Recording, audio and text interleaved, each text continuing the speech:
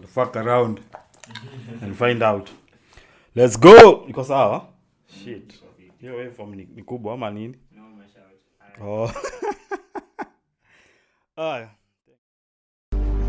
In this moment, on this day, become the man you were born to be. You have it within yourself to write your own legends. Let it be to death or victory! Hey, what's up, guys? This is another episode of Blessed Talks podcast. Today I'm with Frank, and today we are going to look at some of the things that men are doing out here so that to maybe correct defects in their bodies or maybe to look better and things like that. So, what's up, Frank? Yo, niko fiti. And another episode, more views and more sharing of our stuff. Let's get started. So kuna nini, like most men now will experience balding at a point in their life, and nowadays, like, you'll find maybe even from guys from as early as 20 years old, they're experiencing balding. And in one article that I saw for GQ, there's this dude who was saying like the options that are there in the market to reverse male balding. Kuna either you can there are some chemicals, or you can go get a hair transplant. So kuna one of these chemicals wanakwambia you have to apply to your hair or to take kind of pills or something. Or applying. And the problem with the drug ni ati it affects your your endocrine systems, and like it may tank your testosterone. Wow. So ilikuwa like kuna one of No, it's because I've seen that in I'm definitely sure Lewis Hamilton has. Yeah, so either let's say if I think maybe Lewis Hamilton is a hair transplant. Yeah, Elon Musk maybe ni hair transplant. LeBron James pia alikuwa na a fucked up hairline, maybe ni hair transplant. So for there's this dude who was losing hair. Niliona kwa like some magazine. He was losing hair. He was a model. So his hair is important. So alikuwa anatumia alikuwa anatumia some drug yenye to prevent hair loss, and he could not function sexually. Done. So either you stop taking the drug or so ilikuwa choose maybe hiyo ama mieri nywele ipotee. So ali choose kuweka nywele. Acha career iende. So for hair transplants zime get so popular nowadays. And so what they do in Turkey, there's like the Turkey is being called like the hair transplant capital of the world, because guys are going because in the US it's very expensive. So in Turkey it's moderately affordable. But the process I had written about it on our Substack. The process is very hectic. It's one hair planted moja. Like una nini sukolosome na kipara, then they drill two holes on your skull. They drill two holes, then huku nyuma wanangoa tu nywele. Or with the poles vizuri. Wanazingoa, wanazipanda kwa those holes on your head. Then the nini will regrow back. The hair will regrow back. I used to think ni artificial hair. Kuna artificial. But artificial hair maybe ni hizo mawig na mahorema na matupe na whatnot, but hazikai fiti. Pia Rooney did once. Yeah. So if you see someone nywele yake imerudi fiti, there is the hair. So they drill holes. So these dudes usually drill ngapi? Kazi kali 900 to 2 holes. But really are 2 holes, then 100. They plant one. Then they plant one by one. Wow. So the recovery process no problem, because your head is naturally like naturally ufai kumea nywele, so how do they make it ime? Nikawa wanapanda. Ushaanza kubana. Wanatoa hair follicles. They remove hair follicles like then from they plant like you haven't lost all hair, so they'll remove hair follicles from where your you hair. have hair, then attach where you where you don't have, maybe so the roots and whatever. So the healing process. So the healing process, the first few days you're not supposed to like the water is not you're not supposed to like touch water like your head. You should not get rained on or shower.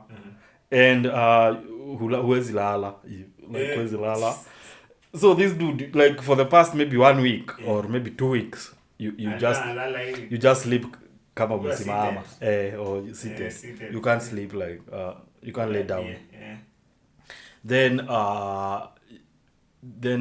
the hair it falls off fast, like those two nini that had been nini. And also because it's a wound, it's grafted. It's a wound, inakuwa scabbed. Unakuwa na kama ni kama kidonda. As much like maybe you yourself kuna a layer that of skin that grows there. So inakuwa your head is scabbed. Nika uko na kidonda kwa kichwa. And you're not supposed to scratch any itch on your head. Then your hair will fall. All of that hair that was transplanted will fall off. Yeah, but like I hear the results are very dope. If you look at Lewis Hamilton has really nice hair. LeBron has, Elon Musk has really nice hair.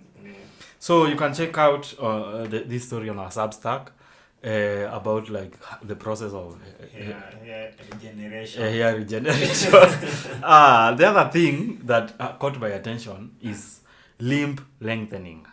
Ndio urefuke. Yeah, and urefuke. So they were saying this procedure was meant initially. It was meant for people maybe people who had an accident or people who had been born with maybe a defect. Though they balance the legs. But so nowadays this limb lengthening procedure is whereby they break your femur, both of your legs. They insert maybe a titanium rod. And then they stretch your femur, like those two parts. They stretch them remotely, maybe 1 millimeter a day. So they stretch it pole until to a desired height. Yeah, and so they are breaking your feet. Yeah. Not your feet. They are breaking your bones. Then when the bone heals, you'll be taller. But this thing will take maybe 8 months, 9 months because you'll have to even walk, like learn to walk again. You have to relearn to walk. So you spend maybe all your days. So the titanium suspends the rest of the food with your body, and then your bone has to grow back. To find the other bone. No, that distance. Yeah, that distance. So when it heals like your bones will heal. Yeah, with a new length. So this dude, there was a dude who was like 5'7" or 5'5". He became like maybe 5'11" or something. But these doctors have a restriction for maybe the height. Like they say you can't be 6 feet. They can't do the procedure or something. Yeah. So like what's the maximum length unaweza ongeza? Kuna mse alienda from maybe 5 something.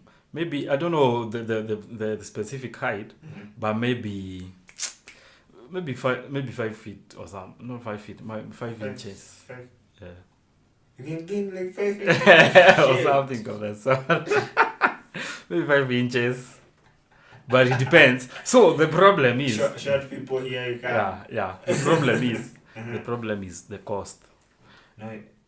Roughly how much? But then we didn't discuss the cost for hair regeneration. For hair regeneration, I saw from that GQ article, it was like maybe $7,000 to maybe $10,000, or maybe 7 to 20. But in Turkey it's cheaper. Yeah. They put you in a nice hotel and shit. So, but limb lengthening is about $75,000. So how much is that in Kenya shillings?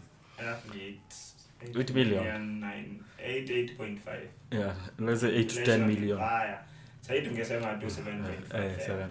Yeah. So maybe 8 to 10 million shillings, Kenya shillings. So like I'm asking like maybe our listeners, for the dudes, are you willing to blow 10 on height, on maybe your height on 5 inches? 5 on 5 inches. Yeah, let us know. But there was a study that showed that shorter guys have to earn more.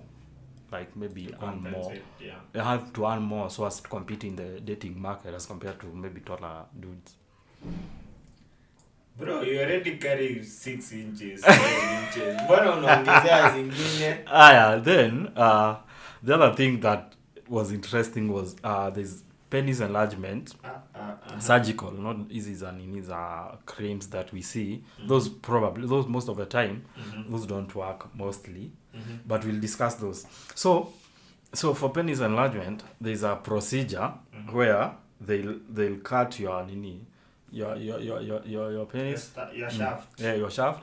What maybe hapo kwa glands, then they insert two I think rods.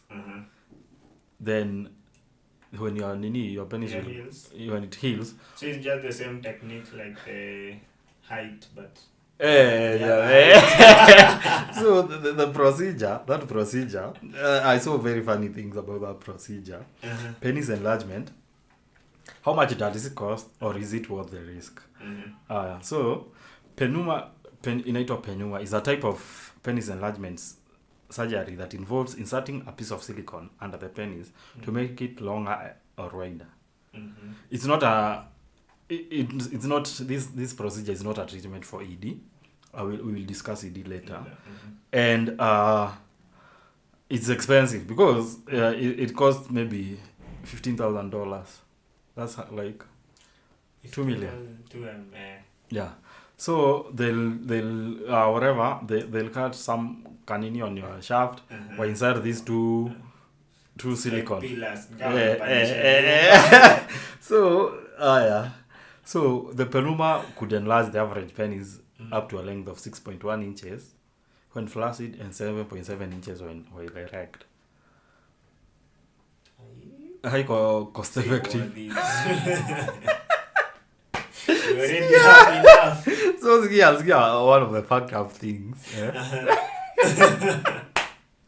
One of the first fucked up things with this procedure. If you are not already circumcised, you'll have to get circumcised first. Oh shit. Even more separations. Okay. Your penis will be swollen for a few weeks after surgery. You'll need to abstain from masturbation and sexual activity for about 6 weeks. 6 weeks need how many? A month and a half. A month and a half, yeah. Going 2 months. Yeah. So the problem is the complications. Kuna perforation in like the implant can get perforated. Stitches coming apart. So unajua unakatwa and then they stitch. Implant breaking apart, or blood clots in penile tissue. Like it's so hectic, man. So hectic. So like 80 in 400 men that underwent the procedure, 81% rated their satisfaction with their results. Like walikuwa good. 3% had to have those things removed due zilikuwa zina cause whatever. So the nini for like penis, the things that are being sold in the market that don't involve surgery.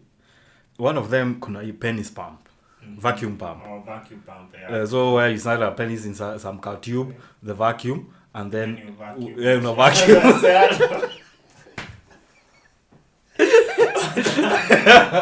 Okay, vacuum. They are saying you become but sasa is immediate. So una vacuum for a period of time. So maybe you can grow maybe 0.5 to 1 inch or something.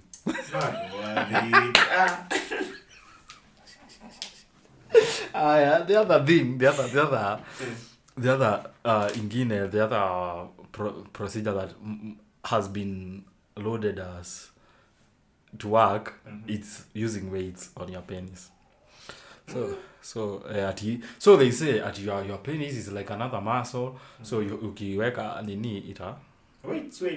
So unaweka like some weights like unaweka, what do you call it? So you hang aje ama una nini? You hang weights on your shaft.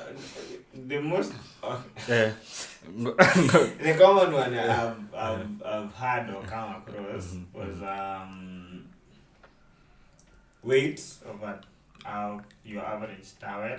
Yeah, something of the sort. So unaweka weights and then you work it out. So the problem with this easy procedure za weight ni tunaweza jiumiza. Yeah. Then unaweza vunjika pinel nini. Wasa waamini unaweza vunjika. Like I was painful as shit. Yeah, I hear it's very painful. And I hear, let's say there is an audible voice when you crack your penis, maybe when you're having sex. Yeah, you actually unasikianga. Unasikianga. Ukisikia umenok vibaya unasikianga. So I hear okay, crack and cartilage something. Cartilage, yeah. And some like an interesting fact was in Jamaica, because of easy nini za pasa, you know those dances of pasa and shit. Like they have like a problem with that, like penis injuries. Due to those shenanigans. Interesting. The other. So nini don't work. Ukiziwa penis enlargement pills or creams, they don't work. They don't work. Sure. Post mpaka delay creams. Kuna delay cream. Use a delay spray. They numb your penis. Ina freeze you. Sasa ulikuwa unataka mechi kufanya nini basi? So the spray, when you spray, in a numb, like the sensitivity. Si sana. So you can't hutanata haraka. Hey, stress. It's tough, bro. It's tough. So all in all, why do you think people do them in general? Increase your height, your hair. I think ni like Bezos pia alipiga. See, they are just alongside the lines of steroids. Pia Bezos inasemekana he used to vibaya sana. After anatoka CEO, alijuice vibaya sana. Yeah, he's jacked as fuck. Yeah. So why do people do them? I think kuna motivation. Yeah. Kuna maybe for one of the things kuna a case of, for especially for bodybuilders, kuna a case of body dysphoria where inaitwa bigorexia, where you feel you are not big enough. Like unaona you're not big enough. That uko mdogo, so you take juice for maybe hair, maybe to you like you want to feel good, like hair to feel younger, and shit. For legs, for the limb lengthening, for limb lengthening, kuna your stigma that short guys they go through every time. This dude alikuwa anasema how he used to feel bad when, like, nobody used to recognize me anymore. Yes, him sporty, him athletic. I'm quite chosen. Yeah, even on dating apps, it's hectic for short cuts. It's not funny. So, yeah, and for short guys, it's they face a lot of like stigmatization. Stigma. Nobody cares.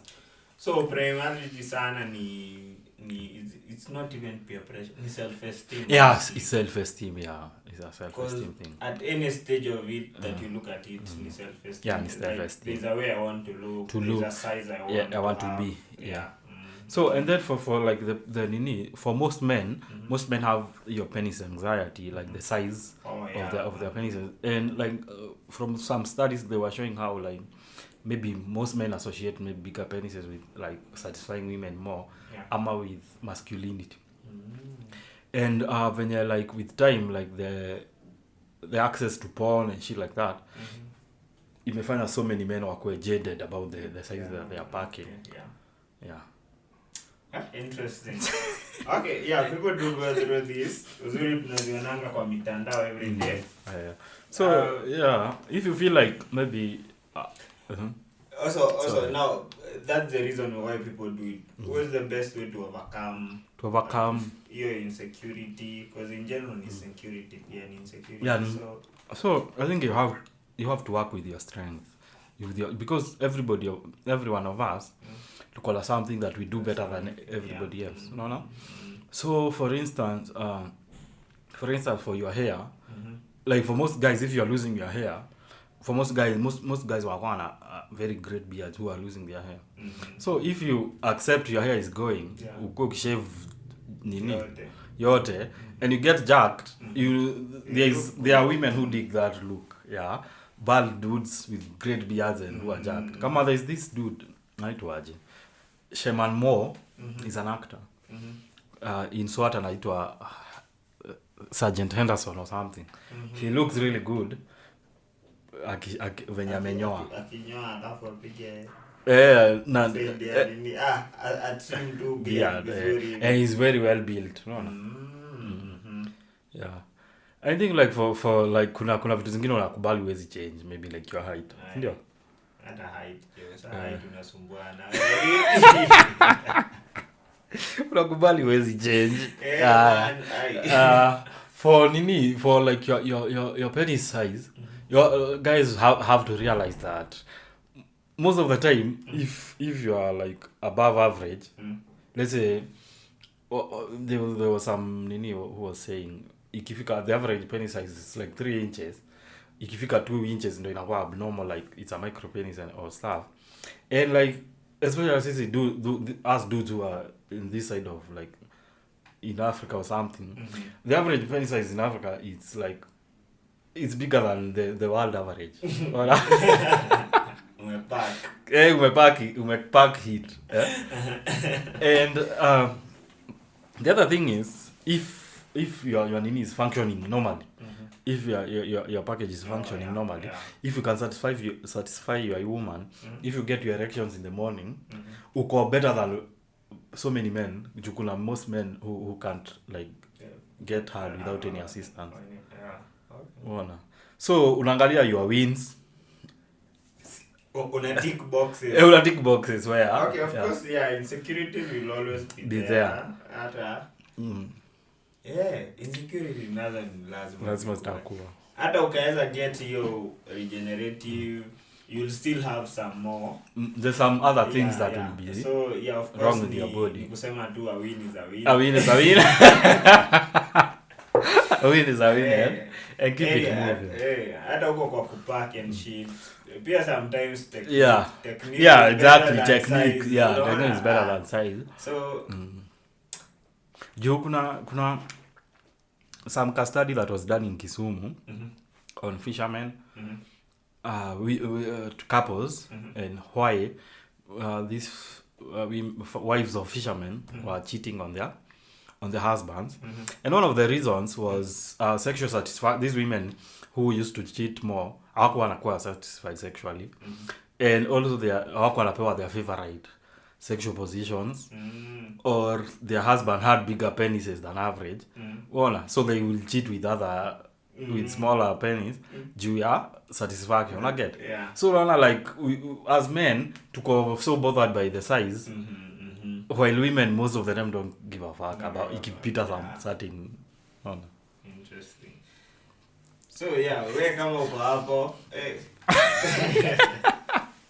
Love pia hizi budgets ni kubwa. It's the same for women with hizo inaitangaaje BBL and shit. BBL.